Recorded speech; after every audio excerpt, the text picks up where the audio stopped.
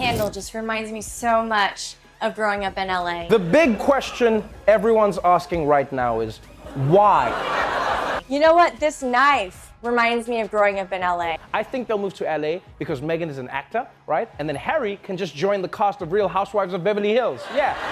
Just be like fighting on TV. I know what you said about me, Denise. Say it to my face. Kosher salt brings me back to my days in LA. I'm an LA native. I am a Los Angelite. They're taking a sabbatical? From what? Helping their grandma pick out hats? Get the f out of here, man. This salt reminds me of growing up in LA. This carbon monoxide detector just really takes me back to my time in LA where I grew up. How are you gonna take a break from being royalty? What are you doing? This is like the weirdest thing. Oh, just have to take a break. Too many people serve their guys. That's too much. I grew up in LA. Oh, honey, buckle up. Because Hollywood didn't just throw shade. It launched a full-on solar eclipse when Meghan and Harry decided they were too royal for royalty. The second those two uttered stepping back, the comedy world smelled fresh blood. And let me tell you, the knives came out sharper than Meghan's wedding dress crease. It all started with Trevor Noah, The Daily Show, more like the royal dissection hour. Trevor cracked open their announcement like it was Christmas morning. This is huge. Harry and Meghan are leaving the palace to become financially independent. Harry and Meghan leaving the palace to become financially independent. The studio screamed, Twitter exploded, and Trevor, oh, he was just getting started. He pointed out the absurdity with a grin. This is what happens when you bring the first black woman into the royal family. Boom! A mic dropped so loud even the corgis flinched. Trevor then turned Harry into the unemployed stepson of the year. You a grown-ass man living in your grandma's house, Harry? The joke flew, and centuries of royal mystique just evaporated into a puff of talk show laughter. No matter how hard I tried, no matter how good I was, no matter what I did, they were still gonna find a way to destroy me. By the time Netflix rolled out that 6-hour docufest full of candles, violins, and soft-focus trauma shots, late-night writers were foaming at the mouth. Oh, Meghan tried it, sitting in her candlelit palace-turned-villa, whispering things like, "They just wanted to destroy me." Girl, you lit the match yourself. Enter Simon Brodkin, the UK's Prince of Savage. He watched the doc and came back harder than a Daily Mail headline. I watched the Harry and Meghan Netflix documentary. Now, I'll be honest with you, before I watched it, I was not a fan of theirs. Now I've actually heard their side of the story, I f***ing hate them.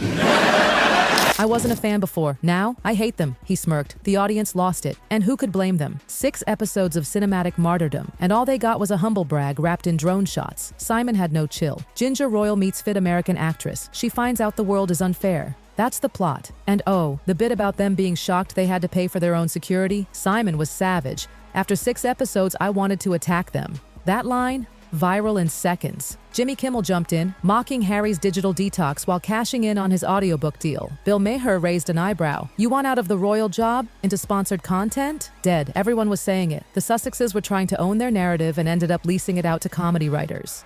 Oh, and let's not forget the curtsy drama. Meghan dramatizing her curtsy to the Queen like she was reenacting a deleted scene from The Princess Diaries. Harry says, how do you explain to someone who just started dating that they have to curtsy to your own grandmother? How do you explain that you bow to your grandmother and that you will need to curtsy? Especially to an American. Like, that's weird. And I'm thinking, maybe just tell her that your grandmother is the f***ing Queen. TikTok had a field day. Gen Z wasn't having it. We've seen this movie, they said. And when Harry tried to explain why Meghan had to curtsy to his grandma, she's the queen, duh. You could almost hear the facepalms across the Atlantic. Then, there was the M and H mystery. Meghan proudly revealed that she and Harry called each other M and H back when they were hiding their romance. Groundbreaking stuff, right? Stephen Colbert hyped it like it was royal code from MI5. M is the 13th letter, H is the 8th. 21 factorial, that's Deion Sanders' number. Neon Dayon. They light up each other's lives. Cue hysteria. Then Meghan dropped the real reason. They were just using initials. That's it. Colbert stared blankly. So, just letters. It was for the obvious reason. M is the 13th letter of the alphabet, and H is the 8th letter of the alphabet. 8 plus 13 is 21. 21 was Deion Sanders' number, and Deion Sanders' nickname was Neon Dion, obviously a reference to how they light up each other's lives. Wow. And just like that, another attempt at mystique became comedy confetti. Rachel Paris followed up on radio, claiming she once called her secret lover PM, Prime Minister Margaret Thatcher. Girl, even Maggie would have laughed. Comedians weren't letting up. Every exclusive reveal felt like it was served on a tray with a side of flour sprinkles, which, by the way, became a running gag. Alyssa Limperis, the TikTok queen of satire, transformed into Duchess Delusion in her kitchen parody and turned flour sprinkles into a trending hashtag overnight. She served it hot, mocking Meghan's obsession with growing up in LA. This knife reminds me of growing up in LA. This salt, too. This carbon monoxide detector. Also, LA people were crying with laughter. And let's not skip the most deliciously deranged moment. She yelled at her staff about a wrinkled blouse, demanded someone slice into their own flesh so she could play Nurse Meghan, and then casually reminded us she saves sandwich scraps for the homeless. Tone Deaf doesn't even begin to cover it. By now, even South Park couldn't resist. Trey Parker and Matt Stone launched the nuke of all comedy nukes. I get it. In the 80s, I dated a very famous woman whose identity I will never reveal and only ever refer to her using our secret nickname, Prime Minister Margaret Thatcher.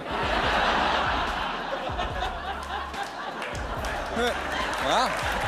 Y'all look good, bro. Yeah.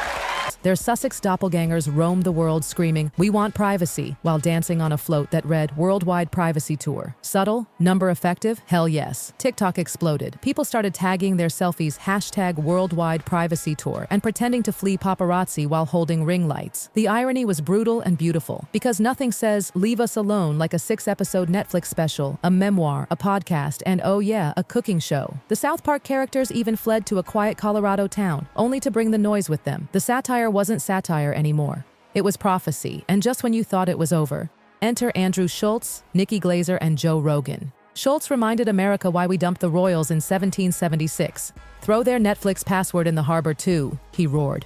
Nikki cracked that Meghan's real title should be Meghan M from Starbucks, if not for Prince Harry. Joe Rogan replayed Harry calling him dangerous, then just sat there going, "Did I?" Cue the eyebrows, cue the shade. Fern Brady? Oh, she took the crown. Take something really pretty ordinary and you make it extraordinary. Strive for balance, not perfection. Is this a wrinkle I see in my blouse? Who the f ironed this? I told you to iron this shirt 10 times. It looks like you only ironed it. Who got Kroger peanut butter? It's not even organic, she shrieked, pretending to be Meghan mid-meltdown. A £50 million Netflix show ruined by non-organic nut butter? Iconic. Twitter lit up. Peanut Buttergate became the next She and Flour Sprinkles. It wasn't just jokes anymore. Comedians were writing the headlines. Just when Meghan and Harry thought it couldn't get worse, it did. Because you know what's scarier than comedians coming for you? Hollywood friends not coming for you. The same industry that once rolled out red carpets and Oprah interviews suddenly got quiet, silent even. Like, don't CC me in that email kind of quiet? And if you've ever been ghosted by your brunch group, multiply that by 1,000,000. That's what the Sussexes felt. It started small, subtle.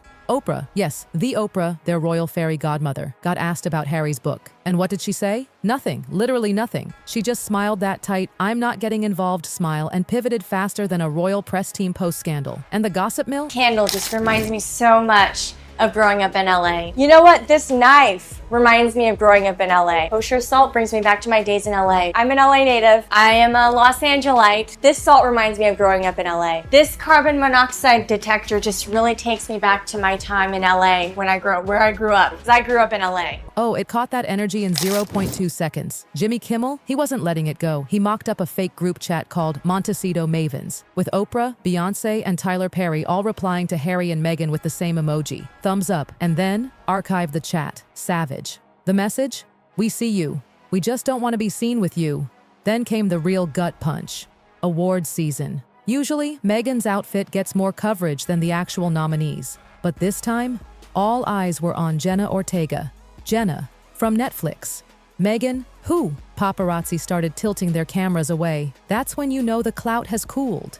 And then, Netflix. The very people who handed them that fat documentary deal quietly scrapped plans for round 2. Creative pivot, they said. Translation? No one watched the first one past episode 3. The comedy world ate that up. Bill Burr? He said what everyone was thinking. They're the Fire Festival of content. All hype, no delivery. The roast wasn't just spicy, it was well done. Dulce Sloan joked she couldn't keep up. Last I checked, they wanted privacy. Now it's a cooking show. Next week, true crime podcast about who stole Meghan's flower sprinkles. The crowd screaming, because at this point the couple had pivoted more times than a Kardashian brand launch. Even their supporters were starting to ask, wait, what are they doing again? Gayle King, CBS royalty herself, tried to keep it cute, but when she asked Harry if all these media moves were undercutting his message, his smile said, I don't want to talk about that. Social media called it an on-air ghosting. Savage. Again. Cue South Park's We Want Privacy chant. It looped. Again. Simon Brodkin came back too, sharpening his jokes like he was polishing the crown jewels. He imagined Meghan staring at her phone, wondering why no one was texting back. Check the Wi-Fi, H. My empathy emojis aren't sending. Even funnier because, well, it felt real. In Hollywood, silence is deadly. And suddenly, the Sussexes found themselves in the middle of it. Their every move was being spun into satire before they even made it. Every quote, every curtsy, every "thank you for understanding our journey" post was pre-memed by late-night writers. They weren't just in the joke, they were the joke. And yet, it got worse. Because the next time they stepped into royal territory, for a memorial service no less, the world didn't see solemnity. It saw punchlines. The service for Queen Elizabeth should have been a dignified moment. A pause, a breath. Instead, the countdown was on. Tabloids speculated, would Harry come in via podcast? Would Meghan curtsy in slow motion?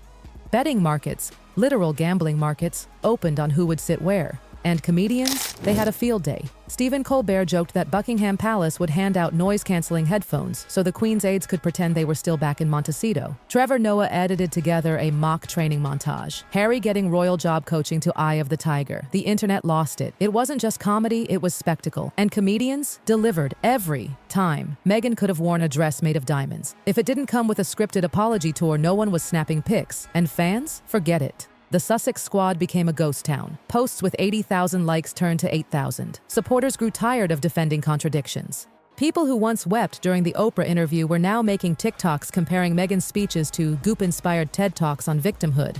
The parody wasn't just killing their image, it was replacing it. And you want to know the darkest part? They knew. That's why they went silent. No more flashy launches, no more exclusive interviews. The only thing louder than the jokes was the quiet from their own camp. That's the kind of silence that hangs heavy. Not PR silence, not strategic, exposed silence. You know, the kind that follows when you realize the entire industry is watching and waiting for your next misstep just to get another laugh. And as if the comedians, the memes, the YouTube commentary, and the South Park repeats weren't enough, there was one last twist. An anniversary service for Queen Elizabeth was coming, a royal obligation. It should have been solemn, it should have been quiet, but thanks to years of media chaos, it turned into the biggest pre-memed event of the year. The question wasn't, what will they say, but what will late-night shows do with it? Mock seating charts went viral. People were placing bets on whether Meghan would do another exaggerated curtsy. Someone even started a TikTok series called Pick Your Pew, where fans chose where to seat Harry, in a throne, a high chair, or behind the organ. And when the day finally came, nothing happened.